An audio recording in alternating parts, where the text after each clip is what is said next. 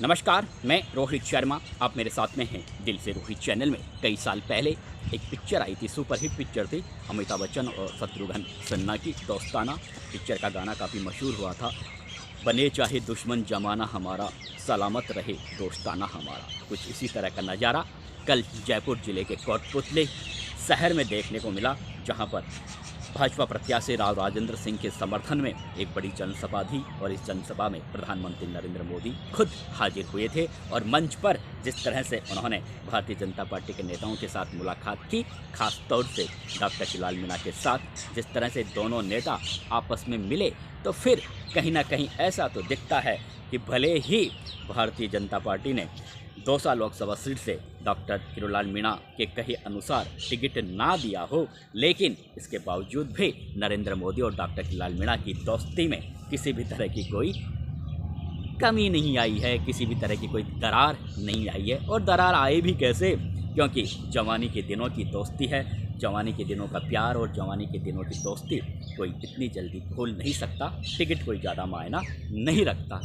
यही वजह है कि भले ही जब जगमोहन मीणा को टिकट नहीं मिला, तो इस तरह की चर्चाएं राजनीतिक हलकों में होने लगी थी कि कहीं ना कहीं डॉक्टर शिवलाल मीणा के दिल में नाराज़गी है, वो एकांतवास में चले गए हैं, और कहीं ना कहीं कन्हैयालाल मीणा जो भाजपा के प्रत्याशी हैं, उनके जीत के रास्ते काफ़ी कठिन हो सकते हैं दौसा में, क्योंकि दौसा ज़िले में बाबा का ज़बरदस्त प्रभाव है, बाबा की ज़बरदस्त लोकप्रियता है। इसलिए कन्हैयालाल मीणा की जीत के रास्ते काफ़ी कठिन हो गए हैं। लेकिन जिसके बाद जिस तरह की परिस्थितियां सामने आई है और जिस तरह की बातें पत्रकारों से डॉक्टर शिवलाल मीणा कहते हैं कि वे सिर्फ और सिर्फ प्रधानमंत्री नरेंद्र मोदी के विकसित भारत के संकल्प को पूरा करने के लिए न केवल दौसा लोकसभा सीट बल्कि पूरे राजस्थान की 25 लोकसभा सीट पर भाजपा की जीत को सुनिश्चित करने के लिए अपनी ओर से कोई कसर बाकी नहीं छोड़ेंगे। तो फिर ये साफ जाहिर है कि दौसा को लेकर भी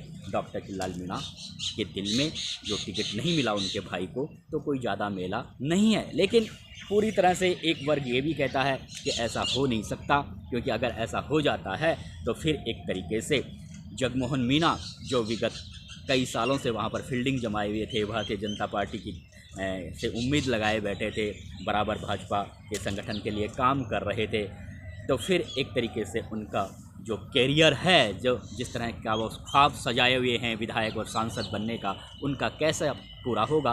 तो 5 साल बाद फिर से चुनाव होने वाले हैं, हो सकता है उन्हें कहीं विधानसभा चुनाव में एडजस्ट कर दिया जाए। लेकिन फिलहाल ये जो एक शंका के बादल मंडरा रहे थे कि क्या डॉक्टर शिवलाल मीणा की नाराज़गी कन्हैयालाल मीणा के लिए परेशानी का सबब बनेगी जीत के लिए, तो वो कहीं ऐसा दिख नहीं रहा। यानी कह सकते हैं कि दौसा में बाबा की दमदारी वापसी एक बार फिर से हो चुकी है। हालांकि वो गए नहीं थे, लेकिन राजनीतिक हलकों में चर्चा थी कि वो नाराज़ हैं, एकांतवास में चले गए हैं। लेकिन अब उन्होंने साफ कहा है कि दौसा में ही नहीं बल्कि पूरे हिंदुस्तान भर में कमल का निशान सबसे मायना रखता है, उम्मीदवार मायना नहीं रखता, इसलिए कमल के निशान को जिताना है।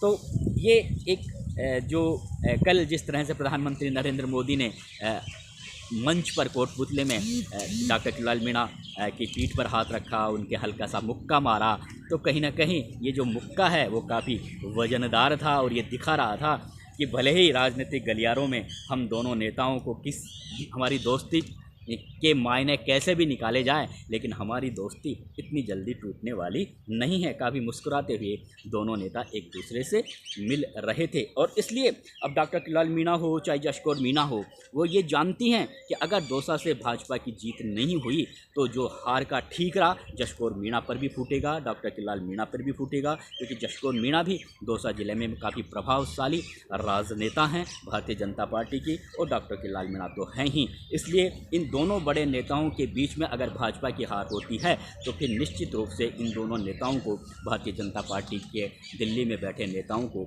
जवाब देना मुश्किल हो जाएगा। और यही वजह है कि जशकौर मीणा भी पूरी तरह से चुनाव प्रचार में उतर चुकी हैं, तो दूसरी तरफ डॉक्टर शिवलाल मीणा भी चुनाव प्रचार में उतर चुके हैं। अब देखने वाली बात यह है कि डॉक्टर शिवलाल मीणा के जो समर्थक थे, जो नरेंद्र मोदी से और भाजपा से पहले से ही नाराज़ चले आ रहे थे, डॉक्टर शिवलाल मीणा को मुख्यमंत्री और डिप्टी सीएम या फिर सरकार में कोई अच्छा विभाग नहीं देने की वजह से, तो वो उनके समर्थकों को डॉक्टर किरोड़ीलाल मीणा किस तरह से संतुष्ट करते हैं, किस तरह से अपने साथ और भाजपा के साथ जोड़े रखने में कामयाब होंगे, ये तो आने वाला समय बताएगा। ठीक इसी तरह से जशकौर मीणा और अर्चना मीणा भी काफ़ी फील्डिंग जमा रही थी दौसा ज़िले में, तो वो अपने समर्थकों को भारतीय जनता पार्टी से कितना जोड़े रखने में कामयाब होगी, ये भी आने वाला समय बताएगा, चुनाव के नतीजे बताएंगे। लेकिन बात कर लेते हैं कन्हैयालाल मीणा की। काफ़ी कद्दावर, लोकप्रिय, सौम्य, सरल स्वभाव के नेता माने जाते हैं।